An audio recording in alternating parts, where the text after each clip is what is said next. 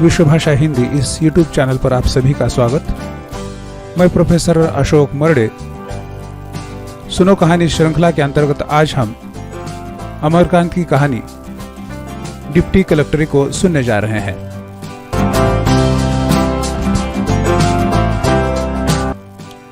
Deputy कलेक्टरी यह अमरकांत की महत्वपूर्ण कहानी मानी जाती है। 1955 में लिखी इस कहानी के कारण ही अमरकांत की पहचान हुई है।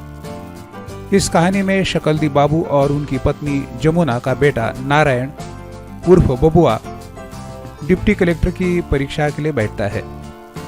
नारायण की परीक्षा फीस तथा उसके लिए मेवा मिठाई आदि के लिए शकलदी बाबू कर्ज तक लेते हैं। नारायण डिप्टी कलेक्टर बने इसलिए शकलदी बाबू पूजा पाठ तक करते हैं। उनकी प्रचंड महत्वाकांक्षा आखिरकार निराशा में बदलती है। नारायण का डिप्टी कलेक्टर के लिए चयन नहीं होता है। इस पूरी प्रक्रिया में शकलदी बाबू की मनोदशा का जीवंत चित्रण इस कहानी के माध्यम से देखने को मिलता है। आइए सुनते हैं अमरकांत की कहानी डिप्टी कलेक्टर। कोई भी मुवक्किल नहीं था और मुहर्रिर साहब भी गायब थे। वह भीतर चले गए और अपने कमरे के सामने ओसारे में खड़े होकर बंदर की भांति आंखें मलका कर उन्होंने रसोई घर की तरफ देखा। उनकी पत्नी जमुना चौके के पास पीढ़े पर बैठी होठ पर होठ दबाए मुंह फुलाए तरकारी काट रही थी। वह मंद मंद मुस्कुराते हुए अपनी पत्नी के पास चले गए। उनके मुख पर असाधारण संतोष, विश्वास एवं उत्साह का भाव अंकित था। 1 घंटे पूर्व ऐसी बात नहीं थी। बात इस प्रकार आरंभ हुई। शकलदी बाबू सवेरे दातौन कुल्ला करने के बाद अपने कमरे में बैठे ही थे कि जमुना ने एक तश्तरी में 2 जलेबियां नाश्ते के लिए सामने रख दी। वो बिना कुछ बोले जलपान करने लगे। जमुना ने एक तश्तरी में 2 जलेबियां नाश्ते के लिए सामने रख दी। वो बिना कुछ बोले जलपान करने लगे। जमुना पहले तो 1 मिनट चुप रही, फिर पति के मुख की ओर उड़ती हुई नजर से देखने के बाद उसने बात छेड़ी। 2-3 दिन से बबुआ बहुत उदास रहते हैं क्या? सिर उठाकर शकलदी बाबू ने पूछा और उनकी भौहें तन गई। जमुना ने व्यर्थ में मुस्कुराते हुए कहा, कल बोले इस साल डिप्टी कलेक्टर की बहुत सी जगह है, पर बाबूजी से कहते डर लगता है। कह रहे थे 2-4 दिन में फीस भेजने की तारीख बीत जाएगी। शकलदी बाबू का बड़ा लड़का नारायण घर में बबुआ के नाम से ही पुकारा जाता है। उम्र उसकी लगभग 24 वर्ष की थी। पिछले 3-4 साल से बहुत सी परीक्षाओं में बैठने, चक्कर लगाने तथा और भी उल्टे सीधे फन इस्तेमाल करने के बावजूद उसको अब तक कोई नौकरी नहीं मिल सकी थी। 2 बार डिप्टी कलेक्टरी के इम्तिहान में भी वह बैठ चुका था, पर दुर्भाग्य, अब एक अवसर उसे और मिलना था जिसको वह छोड़ना न चाहता था। और उसे विश्वास था कि चूंकि जगह काफी है और वह आपकी जी जान से परिश्रम करेगा, इसलिए बहुत संभव है कि वह ले लिया जाए। शकलदी बाबू मुख्तार थे, लेकिन इधर 1.5-2 साल से मुख्तारी की गाड़ी उनके चलाए न चलती थी। बढ़ोतरी के कारण उनकी आवाज में वह तड़प नहीं रही थी, न शरीर में वह ताकत और चाल में वह अकड़। इसलिए मुवक्किल उनके यहां कम ही पहुंचते, कुछ तो आकर ही भड़क जाते। इस हालत में वह राम का नाम लेकर कचहरी जाते। अक्सर कुछ पा जाते जिससे दोनों जून चौका चूल्हा चल जाता। जमुना की बात सुनकर वह एकदम बिगड़ गए। क्रोध से उनका मुंह विकृत हो गया और वह सिर को झटकते हुए कटाह कुकर की तरह बोले, तुम लोग मेरी जान लेने पर तुले हुए हो। साफ साफ सुन लो, मैं 3 बार कहता हूं, मुझसे नहीं होगा, मुझसे नहीं होगा, मुझसे नहीं होगा।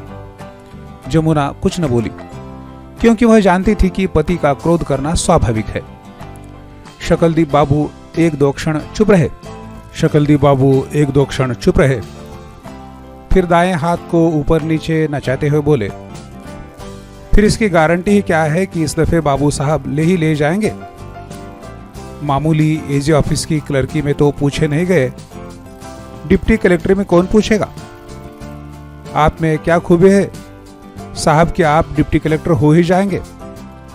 3rd क्लास बीए आप है, 24 घंटे मटर गश्ती आप करते हैं, दिन रात सिगरेट आप फूकते हैं। आप में कौन से सुरखाब के पर लगे हैं?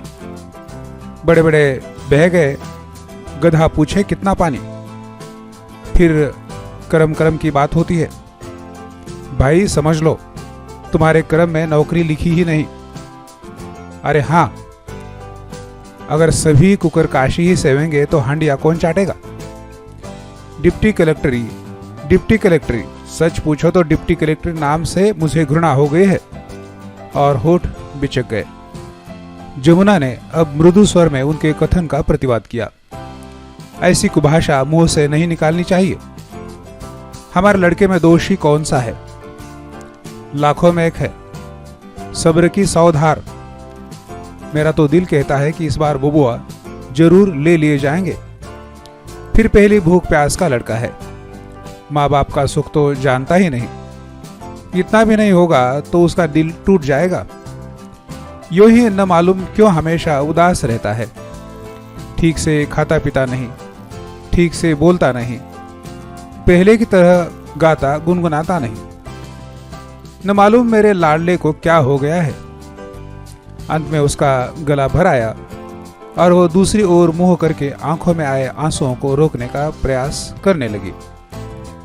जमुना को रोते हुए देखकर शकलदीप बाबू आपे से बाहर हो गए। क्रोध तथा व्यंग्य से मुंह चढ़ाते हुए बोले, लड़का है तो लेकर चाटो। सारी खुराफात की जड़ तुम ही हो और कोई नहीं। तुम मुझे जिंदा रहने देना नहीं चाहती। जिस दिन मेरी जान निकलेगी तुम्हारी छाती ठंडी होगी। वह हाँफने लगे। उन्होंने जमुना पर निर्दयतापूर्वक ऐसा जबरदस्त आरोप किया था जिसे वह सह न सकी।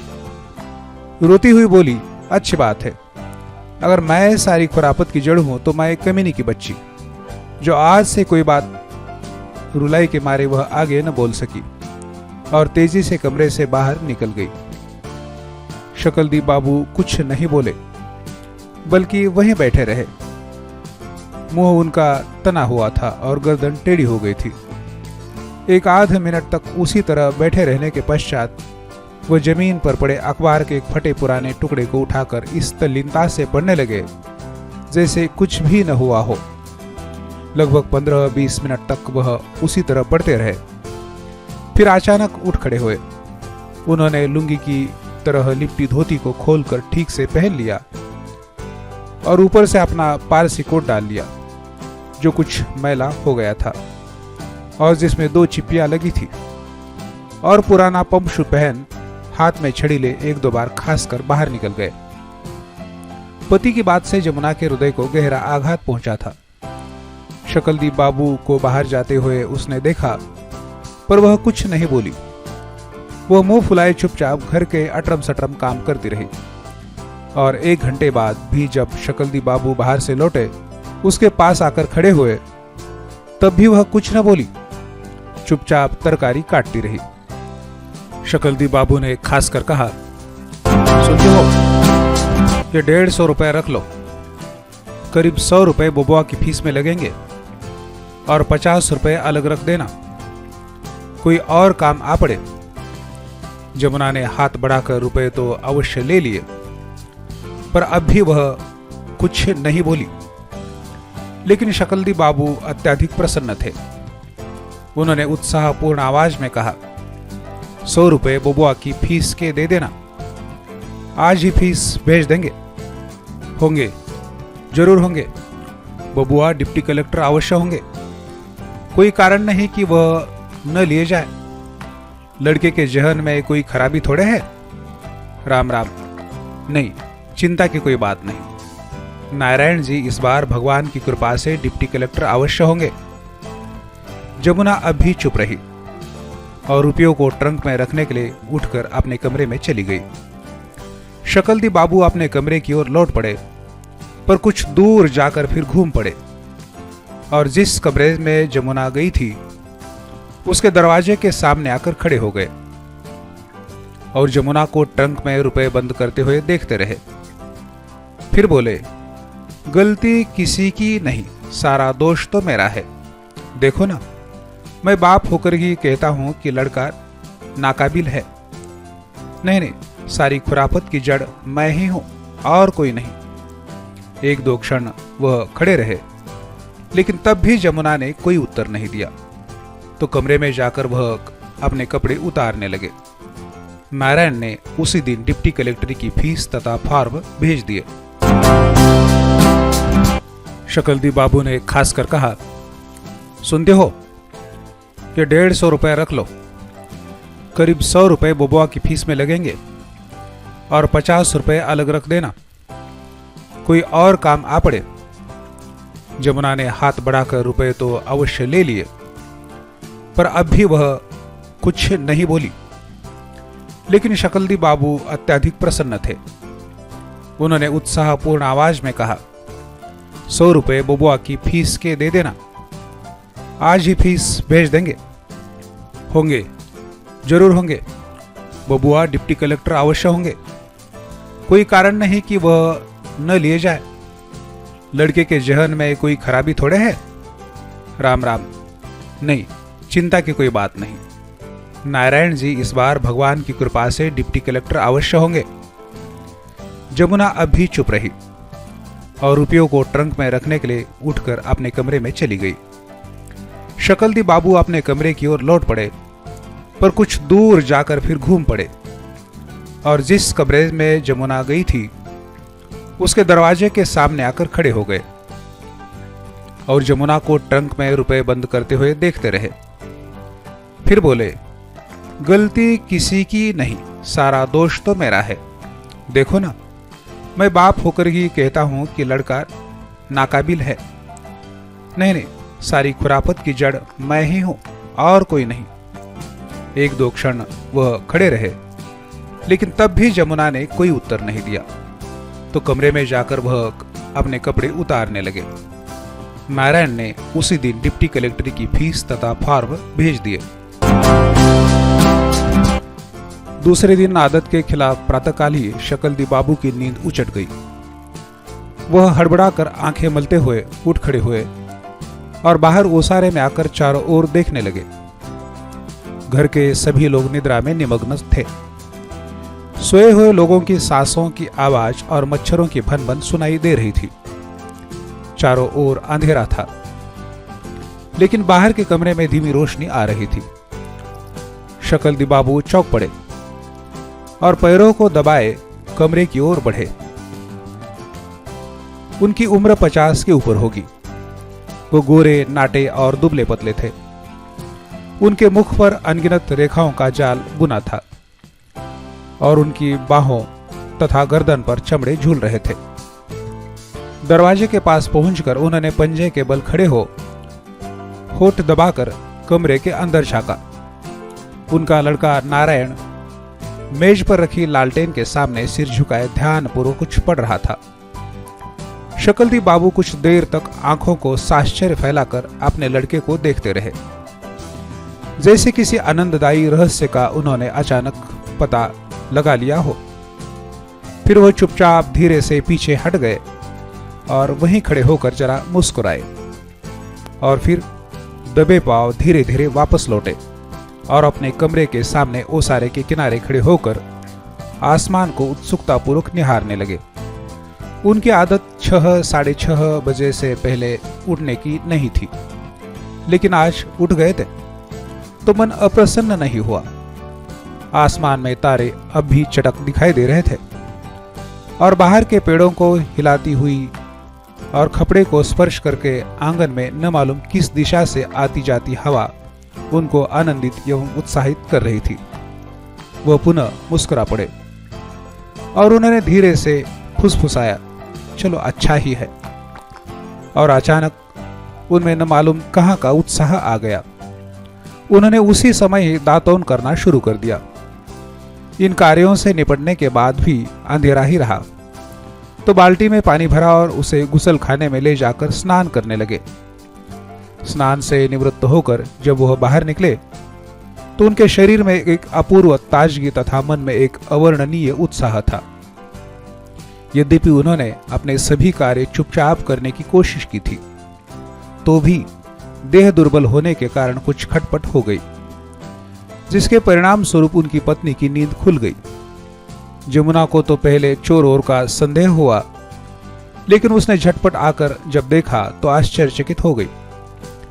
शकलदी बाबू आंगन में खड़े खड़े आकाश को निहार रहे थे।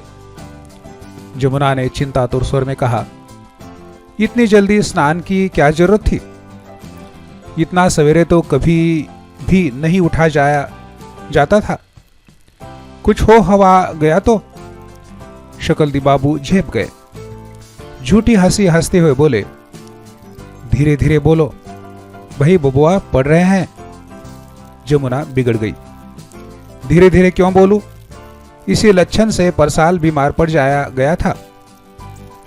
शकलदी बाबू को आशंका हुई कि इस तरह से बातचीत करने से तकरार बढ़ जाएगा और शोर शराबा होगा, इसलिए उन्होंने पत्नी की बात का कोई उत्तर नहीं दिया। वो पीछे घूम पड़े और अपने कमरे में आकर लालटेन जलाकर चुपचाप रामायण का पाठ करने लगे। पूजा समाप्त करके जब वह उठे तो उजाला हो गया था। वह कमरे से बाहर निकल आए। घर के बड़े लोग तो जाग गए थे, पर बच्चे अभी तक सोए थे। जमुना भंडार घर में कुछ खटर पटर कर रही थी। शकलदी बाबू ताड़ गए और वह भंडार घर के दरवाजे के सामने खड़े हो गए और कमर पर दोनों हाथ रखकर कुतूहल के साथ अपनी पत्नी को कुंडे में से चावल निकालते हुए देखते रहे। कुछ देर बाद उन्होंने प्रश्न किया, नारायण की अम्मा, आजकल तुम्हारा पूजा पाठ नहीं होता क्या? और वे झेप कर वह मुस्कुराए। शकलदी बाबू इसके पूर्व सदा राधा स्वामियों पर बिगड़ते थे और मौका बेमौका उनकी कड़ी आलोचना भी करते थे। इसको लेकर औरतों में कभी कभी रोना पीटना तक भी हो जाता था।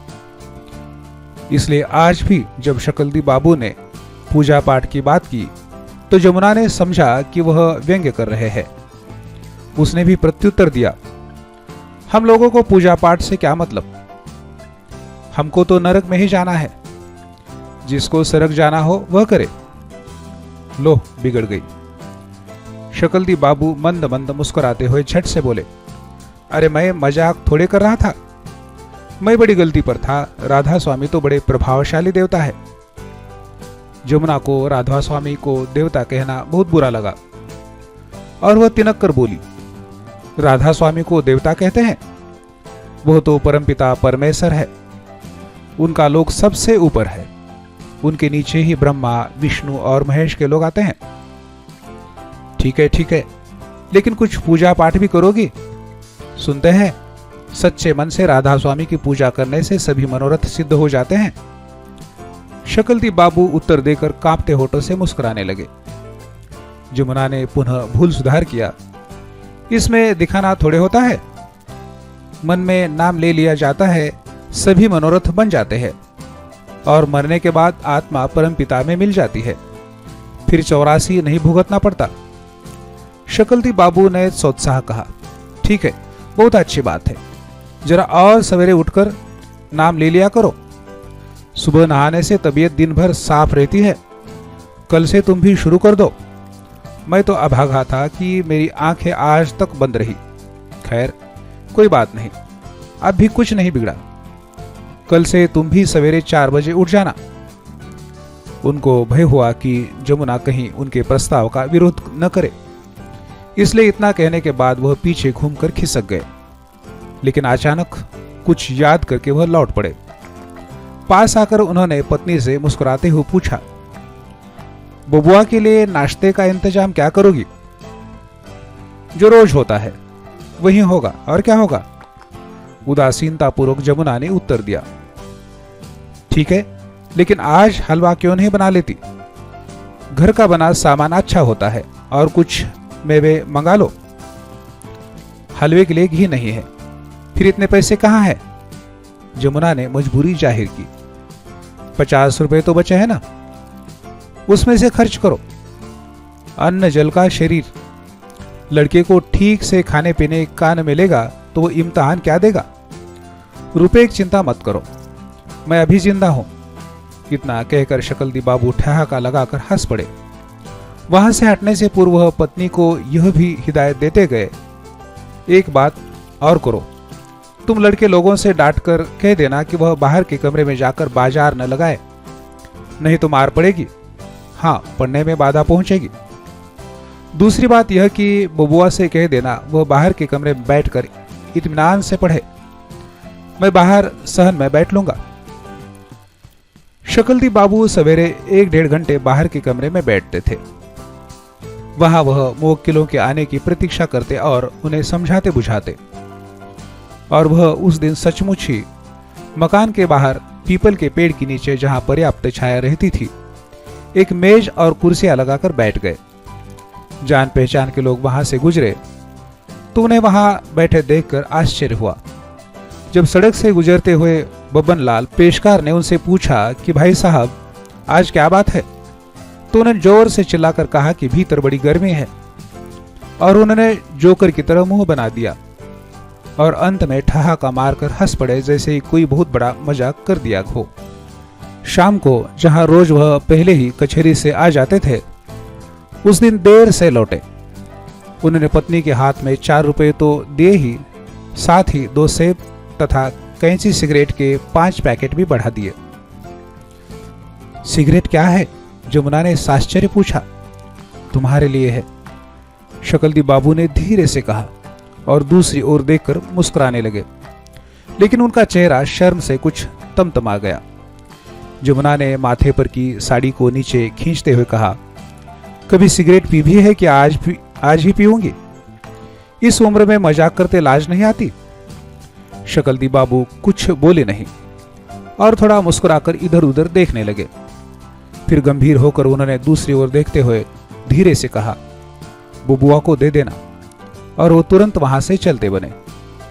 जमुना भौचक होकर कुछ देर तक उनको देखती रही, क्योंकि आज के पूर्व तो वह यही देखती आ रही थी कि नारायण के धूम्रपान के वह सख्त खिलाफ रहे हैं और इसको लेकर कई बार लड़के को डांट डपट चुके हैं। उसकी समझ में कुछ न आया तो वह यह कहकर मुस्कुरा पड़ी कि बुद्धि सटिया गई है।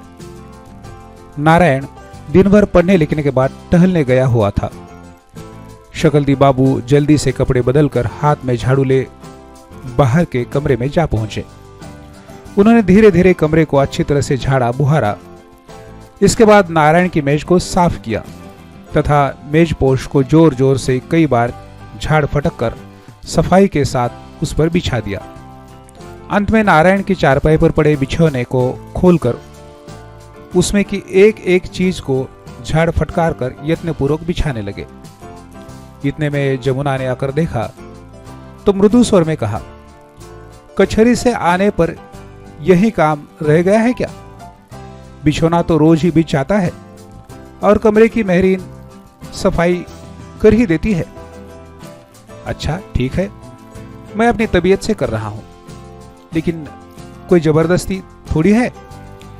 शकलदी बाबू के मुख पर हल्के झेप का भाव अंकित हो गया था और वह अपनी पत्नी की ओर न देखते हुए ऐसी आवाज में बोले जैसे उन्होंने अचानक यह कार्य आरंभ कर दिया था।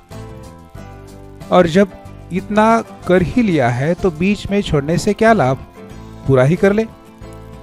कचहरी से आने के बाद रोज का उनका नियम यह था कि वह कुछ नाश्ता पानी करके चारपाई पर लेट जाते थे। उनको अक्सर नींद आ जाती थी और वह लगभग 8 बजे तक सोते रहते थे। यदि नींद न भी आती तो भी वह इसी तरह चुपचाप पड़े रहते थे। नाश्ता तैयार है, यह कहकर जमुना वहां से चली गई। शकलदी बाबू कमरे को चमाचम करने, बिछौने लगाने तथा कुर्सियों को तरतीब से सजाने के पश्चात आंगन में आकर खड़े हो गए और बेमतलब ठनक कर हंसते हुए बोले, अपना काम सदा अपने हाथ से करना चाहिए। नौकरों का क्या ठिकाना। लेकिन उनकी बात पर संभवतः किसी ने ध्यान नहीं दिया और न उसका उत्तर ही। धीरे धीरे दिन बीतते गए और नारायण कठिन परिश्रम करता रहा। कुछ दिनों से शकलदी बाबू सायंकाल घर से लगभग 1 मील की दूरी पर स्थित शिवजी के एक मंदिर में भी जाने लगे थे। वह बहुत चलता मंदिर था और उसमें भक्तजनों की बहुत भीड़ होती थी। कचहरी से आने के बाद वह नारायण के कमरे को झाड़ते बुहारते, उसका बिछौना लगाते, मेज कुर्सियां सजाते और अंत में नाश्ता करके मंदिर के लिए रवाना हो जाते। मंदिर में 1-1.5 घंटे तक रहते और लगभग 10 बजे घर आते। एक दिन जब मंदिर से लौटे तो 10:30 बज गए थे। उन्होंने दबे पांव ओसारे में पांव रखा और अपनी आदत के अनुसार कुछ देर तक मुस्कुराते हुए झांक झांक कर कोठरी में नारायण को पढ़ते हुए देखते रहे। फिर भीतर जा अपने कमरे में छड़ी रखकर नल पर हाथ पैर धोकर भोजन के लिए चौके पर जाकर बैठ गए। पत्नी ने खाना परोस दिया। शकलदी बाबू ने मुंह में कोर चुभलाते हुए पूछा, बुबुआ को मेवे दे दिए थे? वह आज सायंकाल जब कचहरी से लौटे थे तो मेवे लेते आए थे। उन्होंने मेवे को पत्नी के हवाले करते हुए कहा था कि इसे सिर्फ नारायण को ही देना और किसी को नहीं। जमुना को झपकी आ रही थी, लेकिन उसने पति की बात सुन ली। चौंकर बोली, कहाँ? मेवा ट्रंक में रख दिया था, सोचा था बुबुआ घूम कर आएंगे तो चुपके से दे दूंगी, पर लड़के तो दानव दूत बने हुए हैं। ओना कोना अतरा सतरा सभी जगह पहुंच जाते हैं। टुनटुन ने कहीं से देख लिया और उसने सारा का सारा खा डाला। टुनटुन शकलदी बाबू का सबसे छोटा 12 वर्ष का अत्यंत नटखट लड़का था। क्यों? शकलदी बाबू चिल्ला पड़े। उनका मुंह खुल गया था और उनकी जीभ पर रोटी का एक छोटा सा टुकड़ा दृष्टिगोचर हो रहा था। जमुना कुछ न बोली।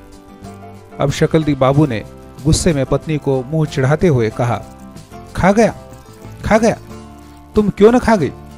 तुम लोगों के खाने के लिए ही लाता हो ना। खा गया। जमुना भी तिनक उठी। तो क्या हो गया? कभी मेवा मिश्री फल मूल तो उनको मिलता नहीं। बेचारे खुद्दी चुन्नी जो कुछ मिलता है उसी पर सब्र बांधते हैं। अपने हाथ से खरीद कर कभी कुछ दिया भी तो नहीं गया। लड़का ही तो है, मन चल गया, खा लिया। फिर मैंने उसे बहुत मारा भी। अब उसकी जान तो नहीं ले लूंगी। अच्छा तो खाओ, तुम और तुम्हारे लड़के खूब मजे में खाओ। ऐसे खाने पर लानत है। वह गुस्से से थरथर कांपते हुए चिल्ला पड़े और फिर चौके से उठकर कमरे में चले गए। जमुना भय, अपमान और गुस्से से रोने लगी। उसने भी भोजन नहीं किया और वहां से उठकर चारपाई पर मुंह ढककर पड़ी रही। लेकिन दूसरे दिन प्रातःकाल भी शकलदी बाबू का गुस्सा ठंडा न हुआ और उन्होंने नहाने धोने तथा पूजा पाठ करने के बाद सबसे पहला काम यह किया कि जब टुनटुन जागा तो उन्होंने उसको अपने पास बुलाया और उससे पूछा कि उसने मेवा क्यों खाया। जब उसको कोई उत्तर न सूझा और वह भक्कू बनकर अपने पिता की ओर देखने लगा तो शकलदी बाबू ने उसे कई तमाचे जड़ दिए। डिप्टी कलेक्टर की परीक्षा इलाहाबाद में होने वाली थी और वहां रवाना होने के दिन आ गए। इस बीच नारायण ने इतना अधिक परिश्रम किया कि सभी आश्चर्यचकित थे। वह 18-19 घंटे तक पढ़ता। उसकी पढ़ाई में कोई बाधा उपस्थित नहीं होने पाती, बस उसे पढ़ना था। उसका कमरा साफ मिलता, उसका बिछौना बिछा मिलता। दोनों जून गांव के शुद्ध घी के साथ दाल भात रोटी तरकारी मिलती। शरीर की शक्ति तथा दिमाग की ताजगी को बनाए रखने के लिए नाश्ते में सवेरे हलवा दूध तथा शाम को मेवे या फल। और तो और लड़के की तबीयत न उछटे इसलिए सिगरेट की भी समुचित व्यवस्था थी। जब सिगरेट के पैकेट खत्म होते तो जमुना उसके पास 4-5 पैकेट और रख आती। जिस दिन नारायण को इलाहाबाद जाना था शकलदी बाबू की छुट्टी थी। और वे सवेरे ही घूमने निकल गए। वो कुछ देर तक कंपनी गार्डन में घूमते रहे। फिर वहां तबीयत न लगी तो नदी के किनारे पहुंच गए। वहां भी मन न लगा तो अपने परम मित्र कैलाश बिहारी मुख्तार के यहाँ चले गए। वहां बहुत देर तक गप सड़ाक करते रहे और जब गाड़ी का समय निकट आया तो जल्दी घर आए। गाड़ी 9 बजे खुलती थी। जमुना तथा नारायण की पत्नी निर्मला ने सवेरे ही उठकर जल्दी जल्दी खाना बना लिया। नारायण ने खाना खाया और सबको प्रणाम कर स्टेशन को चल पड़ा। शकलदी बाबू भी स्टेशन गए। नारायण को विदा करने के लिए उसके 4-5 मित्र भी स्टेशन पर पहुंचे थे। जब तक गाड़ी नहीं आई थी, नारायण प्लेटफॉर्म पर उन मित्रों से बातें करता रहा। शकलदी बाबू अलग खड़े इधर उधर इस तरह देखते रहे जैसे नारायण से उनका परिचय न हो। और जब गाड़ी आई और नारायण अपने पिता तथा मित्रों के सहयोग से गाड़ी में पूरे सामान के साथ चढ़ गया तो शकलदी बाबू वहां से धीरे धीरे से खिसक गए और व्हीलर के बुक स्टॉल पर जा खड़े हुए। बुक स्टॉल का आदमी जान पहचान का था। उसने नमस्कार करके पूछा, कहिए मुख्तार साहब, आज कैसे आना हुआ? शकलदी बाबू ने संतोषपूर्वक मुस्कुराते हुए उत्तर दिया, लड़का इलाहाबाद जा रहा है डिप्टी कलेक्टर का इम्तिहान देने। शाम तक पहुंच जाएगा। 1.5 दर्जे के पास जो डिब्बा है उसी में है। नीचे जो 4-5 लड़के खड़े हैं वे उसके मित्र हैं। सोचा, भाई हम लोग बूढ़े ठहरे, लड़के इम्तिहान की बात कर रहे होंगे, क्या समझेंगे, इसलिए इधर चला आया। उनकी आंखें हास्य से संकुचित हो गई। वहां वह थोड़ी देर तक रहे। इसके बाद जाकर घड़ी में समय देखा। कुछ देर तक तारघर के बाहर तार बाबू को खटर पटर करते हुए निहारा और फिर वहां से हटकर रेलगाड़ियों के आने जाने का टाइम टेबल पढ़ने लगे। लेकिन उनका ध्यान संभवतः गाड़ी की ओर ही था, क्योंकि जब ट्रेन खुलने की घंटी बजी तो वहां से भागकर नारायण के मित्रों के पीछे आ खड़े हुए। नारायण ने जब उनको देखा तो उसने सचमुच ही नीचे उतरकर पैर छुए। खुश रहो बेटा, भगवान तुम्हारी मनोकामना पूरी करे, उन्होंने लड़के से बुदबुदाकर कहा और दूसरी ओर देखने लगे। नारायण बैठ गया और अब गाड़ी खुलने ही वाली थी। अचानक शकलदी बाबू का दाहिना हाथ अपनी कोट की जेब में गया। उन्होंने जेब से कोई चीज बाहर निकाल ली और वह कुछ आगे भी बढ़े, लेकिन फिर न मालूम क्या सोचकर रुक गए। उनका चेहरा तमतमासा गया और जल्दबाजी में वह इधर उधर देखने लगे। गाड़ी सीटी देकर खुल गई तो शकलदी बाबू चौंक पड़े। उन्होंने जेब से वह चीज निकालकर मुट्ठी में बांध ली और उसे नारायण को देने के लिए दौड़ पड़े। वो दुर्बल और बूढ़े आदमी थे, इसलिए उनसे तेज क्या दौड़ा जाता। वो पैरों में स्फूर्ति लाने के लिए अपने हाथों को इस तरह भांज रहे थे जैसे कोई रोगी मरिया लड़का अपने साथियों के बीच खेलकूद के दौरान कोई हल्की फुल्की शरारत करने के बाद तेजी से दौड़ने के लिए गर्दन को झुकाकर हाथों को चक्र की भांति घुमाता है। उनके पैर थप थप की आवाज के साथ प्लेटफॉर्म पर गिर रहे थे और उनकी हरकतों का उनके मुख पर कोई विशेष प्रभाव दृष्टिगोचर नहीं हो रहा था। बस यही मालूम होता कि वह कुछ परेशान है। प्लेटफॉर्म पर एकत्रित लोगों का ध्यान उनकी ओर आकर्षित हो गया। कुछ लोगों ने मौज में आकर जोर से ललकारा, कुछ ने किलकारियां मारी और कुछ लोगों ने दौड़ के प्रति उनकी तटस्थ मुद्रा को देखकर बेतहाशा हंसना आरंभ किया। लेकिन यह उनका सौभाग्य ही था कि गाड़ी अभी खुली ही थी और स्पीड में नहीं आई थी। परिणाम स्वरूप उनका हास्यजनक प्रयास सफल हुआ और उन्होंने डिब्बे के सामने पहुंचकर उत्सुक तथा चिंतित मुद्रा में डिब्बे से सिर निकालकर झांकते हुए नारायण के हाथों में एक पुड़िया देते हुए कहा, बेटा इसे श्रद्धा के साथ खा लेना, भगवान शंकर का प्रसाद है। पुड़िया में कुछ बताशे थे जो उन्होंने कल शाम को शिव जी को चढ़ाए थे, जिसे पता नहीं क्यों नारायण को देना भूल गए थे। नारायण के मित्र कुतूहल से मुस्कुराते हुए उनकी ओर देख रहे थे और जब वह पास आ गए तो एक ने पूछा, बाबूजी क्या बात है, हमसे कह देते। शकलदी बाबू यह कहकर कि कोई बात नहीं, कुछ रुपए थे, सोचा मैं ही दे दूं, तेजी से आगे बढ़ गए। परीक्षा समाप्त होने के बाद नारायण घर वापस आ गया। उसने सचमुच पर्चे बहुत अच्छे किए थे और उसने घर वालों से साफ साफ कह दिया कि यदि कोई बेईमानी न हुई तो वह इंटरव्यू में अवश्य बुलाया जाएगा। घर वालों की बात तो दूसरी थी, लेकिन जब मोहल्ले और शहर के लोगों ने यह बात सुनी तो उन्होंने विश्वास नहीं किया। लोग व्यंग्य में कहने लगे, हर साल तो यही कहते हैं बच्चू, वह कोई दूसरे होते जो इंटरव्यू में बुलाए जाते हैं। लेकिन बात नारायण ने झूठ नहीं कही थी, क्योंकि एक दिन उसके पास सूचना आई कि उसको इलाहाबाद में प्रादेशिक लोक सेवा आयोग के समक्ष इंटरव्यू के लिए उपस्थित होना है। यह समाचार बिजली की तरह सारे शहर में फैल गया। बहुत साल बाद इस शहर से कोई लड़का डिप्टी कलेक्टर के इंटरव्यू के लिए बुलाया गया था। लोगों में आश्चर्य का ठिकाना न रहा। सायंकाल कचहरी से आने पर शकलदी बाबू सीधे आंगन में जा खड़े हो गए और जोर से ठठाकर हंस पड़े। फिर कमरे में कपड़े उतारने लगे। शकलदी बाबू ने कोट को खूंटी पर टांगते हुए लपक कर आती हुई जमुना से कहा, अब कोरोना राज हमेशा शोर मचाए रहती थी कि यह नहीं है वह नहीं है।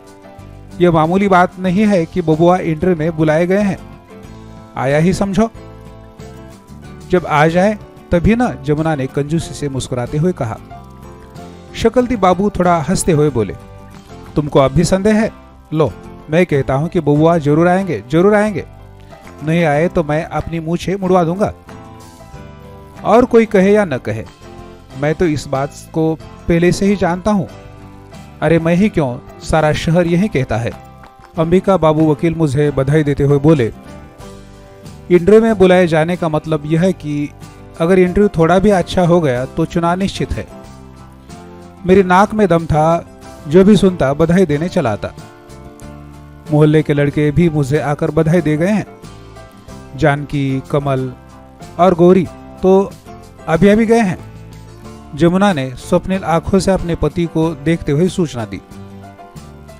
तो तुम्हारी कोई मामूली हस्ती है? अरे तुम डिप्टी कलेक्टर की मां हो ना। इतना कहकर शकलदी बाबू ठहाका मारकर हंस पड़े। जमुना कुछ नहीं बोली, बल्कि उसने मुस्की काटकर साड़ी का पल्ला सिर के आगे थोड़ा और खींचकर मुंह टेढ़ा कर लिया। शकलदी बाबू ने जूते निकालकर चारपाई पर बैठते हुए धीरे से कहा, अरे भाई, हमको तुमको क्या लेना है? एक कोने में पड़कर राम नाम जपा करेंगे। लेकिन मैं तो अभी यह सोच रहा हूं कि कुछ साल तक और मुख्तारी करूंगा। नहीं, यही ठीक रहेगा। उन्होंने गाल फुलाकर एक दो बार मूंछ पर ताव दिए। जमुना ने इसका प्रतिवाद किया। लड़का मानेगा थोड़े, खींच ले जाएगा। हमेशा यह देखकर उसकी छाती फटती रहती है कि बाबूजी इतनी मेहनत करते हैं और वह कुछ भी मदद नहीं करता। कुछ कह रहा था क्या? शकलदी बाबू ने धीरे से पूछा और पत्नी की ओर देखकर दरवाजे के बाहर मुंह बनाकर देखने लगे। जमुना ने आश्वासन दिया, मैं जानती नहीं क्या, उनका चेहरा बताता है। बाप को इतना काम करते देखकर उसको कुछ अच्छा थोड़े लगता है। अंत में उसने नाक सिकुड़ लिए। नारायण 15 दिन बाद इंटरव्यू देने गया और उसने इंटरव्यू भी काफी अच्छा किया। वह घर वापस आया तो उसके हृदय में अत्यधिक उत्साह था और जब उसने यह बताया कि जहां और लड़के का 15-20 मिनट तक ही इंटरव्यू हुआ, उसका पूरे 50 मिनट तक इंटरव्यू होता रहा और उसने सभी प्रश्नों का संतोषजनक उत्तर दिए, तो अब यह सभी ने मान लिया कि नारायण का लिया जाना निश्चित है। दूसरे दिन कचहरी में फिर वकीलों और मुख्तारों ने शकलदी बाबू को बधाइयां दी और विश्वास प्रकट किया कि नारायण अवश्य चुन लिया जाएगा। शकलदी बाबू मुस्कुराकर धन्यवाद देते और लगे हाथों नारायण के व्यक्तिगत जीवन की एक दो बातें भी सुना देते और अंत में आगे बढ़कर फुसफुसाहट के मारे दिल का राज प्रकट करते।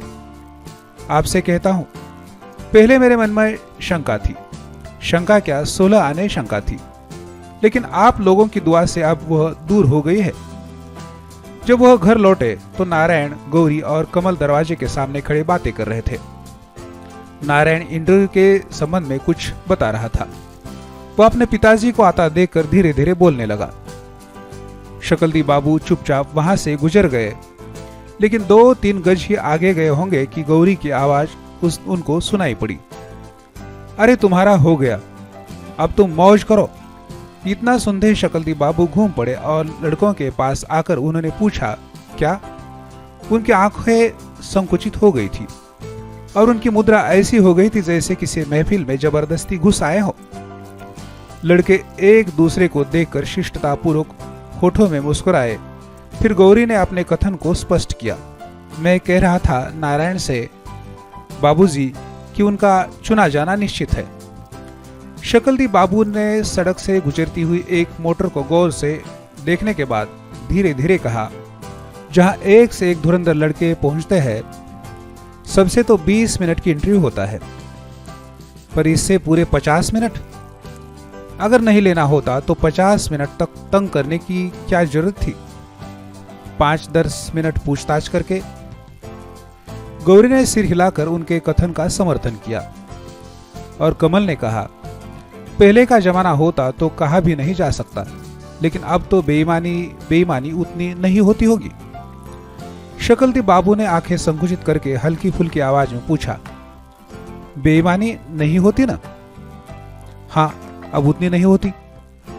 पहले बात दूसरी थी, अब जमाना अब लद गया, गौरी ने उत्तर दिया। शकलदी बाबू अचानक अपनी आवाज पर जोर देते हुए बोले, अरे अब कैसी बेईमानी साहब, गोली मारिए। अगर बेईमानी ही करनी होती तो इतनी देर तक उनका इंटरव्यू होता, इंटरव्यू में बुलाया ही न होता, और बुलाते भी तो 4-5 मिनट पूछताछ करके विदा कर देते। इसका किसी ने उत्तर नहीं दिया, तो वह मुस्कुराते हुए घूमकर घर में चले गए। घर में पहुंचने पर जमुना से बोले, बबुआ अभी से किसी अफसर की तरह लगते हैं। दरवाजे पर बबुआ, गौरी और कमल बातें कर रहे हैं। मैंने दूर से ही गौर किया, जब नारायण बाबू बोलते हैं उनके बोलने और हाथ हिलाने से एक अजीब सी शान टपकती है। उनके दोस्तों में ऐसी बात कहां। आज दोपहर में मुझे कह रहे थे कि तुझे मोटर में घुमाऊंगा, जमुना ने खुशखबरी सुनाई। शकलदी बाबू खुश होकर नाक सुकड़ते हुए बोले, अरे तो उसको मोटर की कमी होगी, घूमना ना जितना चाहना। वह सहसा चुप हो गए और खोए खोए इस तरह मुस्कुराने लगे जैसे कोई स्वादिष्ट चीज खाने के बाद मन ही मन उसका मजा ले रहे हो। कुछ देर बाद उन्होंने पत्नी से प्रश्न किया, क्या कह रहा था, मोटर में घुमाऊंगा? जमुना ने फिर वही बात दोहरा दी। शकलदी बाबू ने धीरे से दोनों हाथों से ताली बजाते हुए मुस्कुराकर कहा, चलो अच्छा है। उसके मुख पर अपूर्व स्वप्निल संतोष का भाव अंकित था। 7-8 दिनों में नतीजा निकलने का अनुमान था। सभी को विश्वास हो गया था कि नारायण ले ही लिया जाएगा और सभी नतीजे की बेचैनी से प्रतीक्षा कर रहे थे। अब शकलदी बाबू और भी व्यस्त रहने लगे। पूजा पाठ उनका कार्यक्रम पूर्ववत जारी था। लोगों से बातचीत करने में उनको काफी मजा आने लगा और वह बातचीत के दौरान ऐसी स्थिति उत्पन्न कर देते कि लोगों को कहना पड़ता कि नारायण अवश्य ही ले लिया जाएगा। वह अपने घर पर एकत्रित नारायण तथा उसके मित्रों की बातें छिपकर सुनते और कभी कभी अचानक उनके दल में घुस जाते तथा जबरदस्ती बात करने लगते। कभी कभी नारायण को अपने पिता की हरकत बहुत बुरी लगती और वह क्रोध में दूसरी ओर देखने लगता। रात में शकलदी बाबू चौंक कर उठ बैठते और बाहर आकर कमरे में लड़के को सोते हुए देखने लगते या आंगन में खड़े होकर आकाश को निहारने लगते। एक दिन उन्होंने सवेरे ही सबको सुनाकर जोर से कहा, नारायण की माँ, आज मैंने सपना देखा है कि नारायण बाबू डिप्टी कलेक्टर हो गए। जमुना रसोई के बरामदे में बैठी चावल फटक रही थी और उसी के पास नारायण की पत्नी निर्मला घूंघट काढ़े दाल बीन रही थी। जमुना ने सिर उठाकर अपने पति की ओर देखते हुए प्रश्न किया, सपना सवेरे दिखाई पड़ा था क्या? सवेरे के नहीं, शाम के सपने के बारे में तुमसे कहने आऊंगा। अरे एकदम ब्रह्म मुहूर्त में देखा था। देखता हूं कि अखबार में नतीजा निकल गया है और उसमें नारायण बाबू का भी नाम है। अब यह याद नहीं कि कौन नंबर था, पर इतना कह सकता हूं कि नाम काफी ऊपर था। अम्मा जी, सवेरे का सपना तो एकदम सच होता है ना? निर्मला ने धीरे से जमुना से कहा। मालूम पड़ता है कि निर्मला की आवाज शकलदी बाबू ने सुन ली, क्योंकि उन्होंने विहंस कर प्रश्न किया, कौन बोल रहा है? डिप्टाइन है क्या? अंत में वो ठहाका मारकर हंस पड़े। हाँ, कह रहे कि सवेरे का सपना सच्चा होता है। सच्चा होता ही है, जमुना ने मुस्कुराकर बताया। निर्मला शर्म से संकुचित हो गई। उसने अपने बदन को सिकोड़ तथा पीठ को नीचे झुकाकर अपने मुंह को अपने दोनों घुटनों के बीच छिपा लिया। अगले दिन भी सवेरे शकलदी बाबू ने घर वालों को सूचना दी कि उन्होंने आज भी हूबहू वैसा ही सपना देखा है। जमुना ने अपनी नाक की ओर देखते हुए कहा, सवेरे का सपना तो हमेशा सच्चा ही होता है। जब बहू को लड़का होने वाला था, मैंने सवेरे सवेरे सपना देखा कि कोई सरक की देवी हाथ में बालक लिए आसमान से आंगन में उतर रही है। बस मैंने समझ लिया कि लड़का ही है। लड़का ही निकला। शकलदी बाबू ने जोश में आकर कहा, और मान लो कि झूठ है तो यह सपना एक दिन दिखाई पड़ता, दूसरे दिन भी हूबहू वही सपना क्यों दिखाई देता? फिर वह भी ब्रह्म मुहूर्त में ही। बहू ने भी ऐसा ही सपना आज सवेरे देखा है। डिप्टाइन ने भी? शकलदी बाबू ने उसकी काटते हुए कहा। हाँ, डिप्टाइन ने ही। ठीक सवेरे उन्होंने देखा कि बंगले में हम लोग रह रहे हैं और हमारे दरवाजे पर मोटर खड़ी है। जमुना ने उत्तर दिया। शकलदी बाबू खोए खोए मुस्कुराते रहे, फिर बोले, अच्छी बात है, अच्छी बात है। एक दिन रात को लगभग 1 बजे शकलदी बाबू ने उठकर पत्नी को जगाया और उसको अलग ले जाते हुए बेशर्म महाब्राह्मण की भांति हंसते हुए प्रश्न किया, कहो भाई, कुछ खाने को होगा? बहुत देर से नींद ही नहीं लग रही है, पेट कुछ मांग रहा है। पहले मैंने सोचा जाने भी दो, यह कोई खाने का समय है, पर इससे काम बनते न दिखा तो तुमको जगाया। शाम को खाया था, सब पच गया। जमुना अचंभे के साथ आंखें फाड़ फाड़ कर अपने पति को देख रही थी। दाम्पत्य जीवन के इतने दीर्घकाल में कभी भी, यहाँ तक कि शादी के प्रारंभिक दिनों में भी, शकलदी बाबू ने रात में उसको जगाकर कुछ खाने को नहीं मांगा था। वह झुंझला पड़ी और उसने असंतोष व्यक्त किया, ऐसा पेट तो कभी भी नहीं था, मालूम नहीं इस समय रसोई में कुछ है या नहीं। शकलदी बाबू झेप कर मुस्कुराने लगे। 1-2 क्षण बाद जमुना ने आंखें मलकर पूछा, बबुआ के मेवे में से थोड़ा दे दूं क्या? शकलदी बाबू झट से बोले, अरे राम राम, मेवा तो तुम जानती हो मुझे बिल्कुल पसंद नहीं है। जाओ तुम सो, भूख थोड़े है, मजाक किया था। यह कहकर वह धीरे धीरे अपने कमरे में चले गए। लेकिन वह लेटे ही थे कि जमुना कमरे में एक छिपुले में एक रोटी और गुड़ लेकर आई। शकलदी बाबू हंसते हुए उठ बैठे। शकलदी बाबू पूजा पाठ करते, कचहरी जाते, दुनिया भर के लोगों से दुनिया भर की बातचीत करते, इधर उधर मटर गश्ती करते, और जब खाली रहते तो कुछ न कुछ खाने को मांग बैठते। वह चटोर हो गए और उनको जब देखो भूख लग जाती। इस तरह कभी रोटी गुड़ खा लेते, कभी आलू भुनवा कर चख लेते, और कभी हाथ पर चीनी लेकर फांक जाते। भोजन में भी वह परिवर्तन चाहने लगे। कभी खिचड़ी की फरमाइश कर देते, कभी सत्तू प्याज की, कभी सिर्फ रोटी दाल की, कभी मकुनी की, और कभी सिर्फ दाल भात की। उनका समय कटता ही न था और वह समय काटना चाहते थे। इस बदपरहेजी तथा मानसिक तनाव का नतीजा यह निकला कि वह बीमार पड़ गए। उनको बुखार तथा दस्त आने लगे। उनकी बीमारी से घर के लोगों को बड़ी चिंता हुई। जमुना ने रुआंसी आवाज में कहा, बार बार कहती थी कि इतनी मेहनत न कीजिए, पर सुनता ही कौन है। अब भोगना पड़ा ना। पर शकलदी बाबू पर इसका कोई असर न हुआ। उन्होंने बात उड़ा दी। अरे मैं तो कचहरी जाने वाला था, पर यह सोचकर रुक गया कि अब मुख्तारी तो छोड़नी ही है, थोड़ा आराम कर ले। मुख्तारी जब छोड़नी होगी होगी। इस समय तो 2 जून की रोटी दाल का इंतजाम करना है। जमुना ने चिंता प्रकट की। अरे तुम कैसी बात करती हो? बीमारी हैरानी तो सबको होती है। मैं तो मिट्टी का ढेला तो हूं नहीं कि गल जाऊंगा। बस 1 आध दिन की बात है। अगर बीमारी सख्त होती तो मैं इस तरह टनक टनक कर बोलता। शकलदी बाबू ने समझाया और अंत में उनके होठों पर एक क्षीण मुस्कुराहट खेल गई।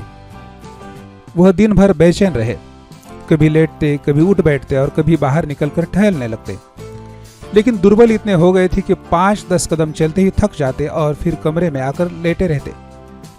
करते करते शाम हुई और शकलदी बाबू को यह बताया गया कि कैलाश बिहारी मुख्तार उनका समाचार लेने आए हैं।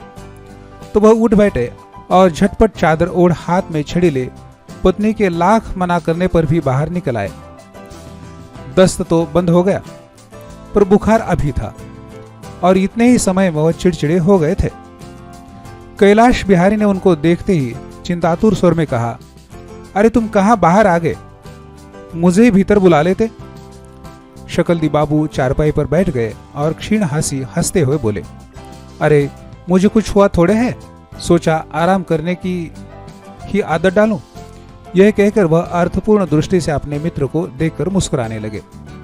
सब हाल चाल पूछने के बाद कैलाश बिहारी ने प्रश्न किया, नारायण बाबू कहीं दिखाई नहीं दे रहे हैं, कहीं घूमने गए हैं क्या? शकलदी बाबू ने बनावटी उदासीपन प्रकट करते हुए कहा, हाँ गए होंगे। लड़के उनको छोड़ते भी तो नहीं, कोई न कोई आकर लिवा ले जाता है। कैलाश बिहारी ने सराहना की, खूब हुआ साहब, मैं भी जब इस लड़के को देखता था दिल में सोचता था कि यह आगे चलकर कुछ न कुछ जरूर होगा। वह तो साहब देखने से पता लग जाता है, चाल में और बोलने चालने के तरीके में कुछ ऐसा है कि चलिए हम सब इस माने में बहुत भाग्यशाली है। शकलदी बाबू इधर उधर देखने के बाद सिर को आगे बढ़ाकर सलाह मशवरे की आवाज में बोले, अरे भाई साहब कहां तक बताऊं, अपने मुंह से क्या कहना, पर ऐसा सीधा साधा लड़का मैंने देखा नहीं है। पढ़ने लिखने का तो इतना शौक कि 24 घंटे पढ़ता रहे, मुंह खोलकर किसी से कोई भी चीज मांगता नहीं है। कैलाश बिहारी ने भी अपने लड़के की तारीफ में कुछ बातें पेश कर दी। लड़के तो मेरे भी सीधे हैं, पर मंझला लड़का जितना गऊ है उतना कोई नहीं, ठीक नारायण बाबू की ही तरह है। नारायण तो उस जमाने का कोई ऋषि मुनि मालूम पड़ता है। शकलदी बाबू ने गंभीरतापूर्वक कहा, बस उसकी एक ही आदत है, मैं उसकी माँ को मेवा दे देता हूँ और नारायण रात में अपनी माँ को जगाकर खाता है। भली बुरी उसकी बस एक यही आदत है। अरे भैया तुमसे बताता हूँ कि लड़कपन में हमने इसका नाम पन्नालाल रखा था, पर एक दिन एक महात्मा घूमते हुए हमारे घर आए, उन्होंने नारायण का हाथ देखा और बोले, इसका नाम पन्नालाल सन्नालाल रखने की जरूरत नहीं, बस आज से इसे नारायण कहा करो। इसके कर्म में राजा होना लिखा है। पहले जमाने की बात दूसरी थी, लेकिन आजकल राजा का अर्थ क्या है? डिप्टी कलेक्टर तो एक अर्थ में राजा ही हुआ। अंत में आंखें मटकाकर उन्होंने मुस्कुराने की कोशिश की, पर हाँफने लगे। दोनों मित्र बहुत देर तक बातचीत करते रहे और अधिकांश समय वे अपने अपने लड़कों का गुणगान करते रहे। घर के लोगों को शकलदी बाबू की बीमारी की चिंता थी, बुखार के साथ दस्त भी था, इसलिए वह बहुत ही कमजोर हो गए थे। लेकिन वह बात को यह कहकर उड़ा देते, अरे कुछ नहीं, 1-2 दिन में अच्छा हो जाऊंगा, और एक वैद्य की कोई मामूली सस्ती दवा खाकर 2 दिन बाद वह अच्छे भी हो गए। लेकिन उनकी दुर्बलता पूर्ववत थी। जिस दिन डिप्टी कलेक्टर का नतीजा निकला, रविवार का दिन था। शकलदी बाबू सवेरे रामायण का पाठ तथा नाश्ता करने के बाद मंदिर चले गए। छुट्टी के दिनों में वह मंदिर पहले ही चले जाते और वहां 2-3 घंटे और कभी कभी 4-4 घंटे रह जाते। वह 8 बजे मंदिर पहुंच गए। जिस गाड़ी से नतीजा आने वाला था वह 10 बजे आती थी। शकलदी बाबू पहले तो बहुत देर तक मंदिर की सीढ़ी पर बैठकर सुस्ताते रहे। वहां से उठकर ऊपर आए तो नंदलाल पांडे ने, जो चंदन रगड़ रहा था, नारायण के परीक्षाफल के संबंध में पूछताछ की। शकलदी बाबू वहां पर खड़े होकर असाधारण विस्तार के साथ सब कुछ बताने लगे। वहां से जब उनको छुट्टी मिली तो धूप काफी चढ़ गई थी। उन्होंने भीतर जाकर भगवान शिव के पिंड के समक्ष अपना माथा टेक दिया। काफी देर तक वह उसी तरह पड़े रहे। फिर उठकर उन्होंने चारों ओर घूम घूम कर मंदिर के घंटे बजाकर मंत्रोच्चारण किया और गाल बजाए। अंत में भगवान के समक्ष पुनः दंडवत कर बाहर निकले ही थे कि जंग बहादुर सिंह मास्टर ने शिव दर्शनार्थ मंदिर में प्रवेश किया और उन्होंने शकलदीप बाबू को देखकर आश्चर्य प्रकट किया। अरे मुख्तार साहब, घर नहीं गए? डिप्टी कलेक्टर का नतीजा तो निकल आया। शकलदीप बाबू का हृदय धक से कर गया, उनके होठ कांपने लगे और उन्होंने कठिनता से मुस्कुराकर पूछा, अच्छा कब आया? जंग बहादुर सिंह ने बताया, अरे 10 बजे की गाड़ी से आया। नारायण बाबू का नाम तो अवश्य है, लेकिन वह कुछ आगे न बोल सके। शकलदीप बाबू का हृदय जोर से धक धक कर रहा था। उन्हें अपने सूखे ओठों को जीभ से तर करते हुए अत्यंत ही धीमी आवाज में पूछा, क्या कोई खास बात है? कोई खास बात नहीं है। अरे उसका नाम तो है ही, यह है कि जरा नीचे है। 10 लड़के लिए जाएंगे, लेकिन मेरा ख्याल है कि उसका नाम 16 व 17 पड़ेगा। लेकिन कोई चिंता की बात नहीं, कुछ लड़के तो कलेक्टर में चले जाते हैं, कुछ मेडिकल में ही नहीं आते, और इस तरह पूरी उम्मीद है कि नारायण बाबू ले ही लिए जाएंगे। शकलदीप बाबू का चेहरा फक पड़ गया। उनके पैरों में जोर नहीं था और मालूम पड़ता था कि वह गिर जाएंगे। जंग बहादुर सिंह तो मंदिर में चले गए, लेकिन वह कुछ देर तक वहीं सिर झुकाकर इस तरह खड़े रहे जैसे कोई भूली बात याद कर रहे हो। फिर वह चौंक पड़े और अचानक उन्होंने तेजी से चलना शुरू कर दिया। उनके मुंह से धीमे स्वर में तेजी से शिव शिव निकल रहा था। 8-10 गज आगे बढ़ने पर उन्होंने चाल को और तेज कर दी, पर शीघ्र ही बेहद थक गए और एक नीम के पेड़ के नीचे खड़े होकर हाँफने लगे। 4-5 मिनट सुस्ताने के बाद उन्होंने फिर चलना शुरू कर दिया। वो छड़ी को उठाते गिराते छाती पर सिर गाड़े तथा शिव शिव का जाप करते हवा के हल्के झोंके से धीरे धीरे टेढ़े तिरछे उड़ने वाले सूखे पत्तों की भांति डगमग डगमग चले जा रहे थे। कुछ लोगों ने उनको नमस्ते किया तो उन्होंने नहीं देखा, और कुछ लोगों ने उनको देखकर मुस्कुराकर आपस में आलोचना प्रत्यालोचना शुरू कर दी। तब भी उन्होंने कुछ नहीं देखा। लोगों ने संतोष से, सहानुभूति से तथा अफसोस से देखा, पर उन्होंने कुछ भी ध्यान नहीं दिया। उनको बस एक ही धुन थी कि वह किसी तरह घर पहुंच जाए। घर पहुंचकर वह अपने कमरे में चारपाई पर धम से बैठ गए। उनके मुंह से केवल इतना ही निकला, नारायण की अम्मा। सारे घर में मुर्दनी छाई हुई थी। छोटे से आंगन में गंदा पानी, मिट्टी, बाहर से उड़कर आए हुए सूखे पत्ते तथा गंदे कागज पड़े थे। नाबदान से दुर्गंध आ रही थी। ओसारे में पड़ी पुरानी बांस खट पर बहुत से गंदे कपड़े पड़े थे, और रसोई घर से उस वक्त भी धुआं उठ उठ कर सारे घर की सांस को घोट रहा था। कहीं कोई खटर पटर नहीं हो रही थी और मालूम होता कि घर में कोई है ही नहीं। शीघ्र ही जमुना न मालूम किधर से निकलकर कमरे में आई और पति को देखती उसने घबरा कर पूछा, तबीयत तो ठीक है? शकलदीप बाबू ने झुंझलाकर उत्तर दिया, मुझे क्या हुआ है जी, पहले यह बताओ नारायण जी कहाँ है? जमुना ने बाहर के कमरे की ओर संकेत करते हुए बताया, उसी में पड़े हैं, न कुछ बोलते हैं न कुछ सुनते हैं। मैं पास गई तो गुमसुम बने रहे, मैं तो डर गई हूं। शकलदीप बाबू ने मुस्कुराते हुए आश्वासन दिया, अरे कुछ नहीं, सब कल्याण होगा, चिंता की कोई बात नहीं। पहले यह बताओ कि बबुआ को तुमने कभी यह नहीं बताया था कि उसकी फीस तथा खाने पीने के लिए मैंने 600 रुपये कर्ज लिए हैं? मैंने तुमको मना कर दिया था कि ऐसा किसी भी सूरत में न करना। जमुना ने कहा, मैं ऐसी बेवकूफ थोड़ी हूं। लड़के ने 1-2 बार खोद खोद कर पूछा था कि इतने रुपए कहां से आते हैं। एक बार तो उसने यहां तक कहा था कि यह फल मेवा और दूध बंद कर दो, बाबूजी बेकार में इतनी फिजूल खर्ची कर रहे हैं। पर मैंने कह दिया कि तुम फिक्र करने की जरूरत नहीं, तुम बिना किसी चिंता के मेहनत करो, बाबूजी को इधर बहुत मुकदमे मिल रहे हैं। शकलदीप बाबू बच्चे की तरह खुश होते हुए बोले, बहुत अच्छा, कोई चिंता की बात नहीं, भगवान सब कल्याण करेंगे। बबुआ कमरे में ही है ना? जमुना ने स्वीकृति से सिर हिला दिया। शकलदीप बाबू मुस्कुराते हुए उठे। उनका चेहरा पतला पड़ गया था, आंखें धस गई थी, मुख पर मूछें झाड़ू की भांति फरक रही थी। वो जमुना से यह कहकर कि तुम अपना काम देखो, मैं अभी आया, कदम को दबाते हुए बाहर के कमरे की ओर बढ़े। उनके पैर कांप रहे थे और उनका सारा शरीर कांप रहा था। उनकी सांस गले में अटक अटक जा रही थी। उन्होंने पहले ओसारे में सिर बढ़ाकर कमरे में झांका। बाहर वाला दरवाजा और खिड़कियां बंद थी। परिणाम स्वरूप कमरे में अंधेरा था। पहले तो कुछ न दिखाई पड़ा और उनका हृदय धक धक करने लगा। लेकिन उन्होंने थोड़ा और आगे बढ़कर गौर से देखा तो चारपाई पर कोई व्यक्ति छाती पर दोनों हाथ बांधे चित पड़ा है।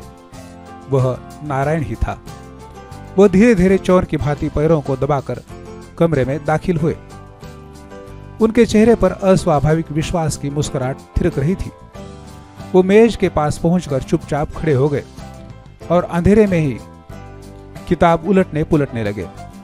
लगभग 1.5-2 मिनट तक वहीं उसी तरह खड़े रहने पर वह सराहनीय स्फूर्ति से घूमकर नीचे बैठ गए और खिसक कर चारपाई के पास चले गए और चारपाई के नीचे झांक झांक कर देखने लगे जैसे कोई चीज खोज रहे हो।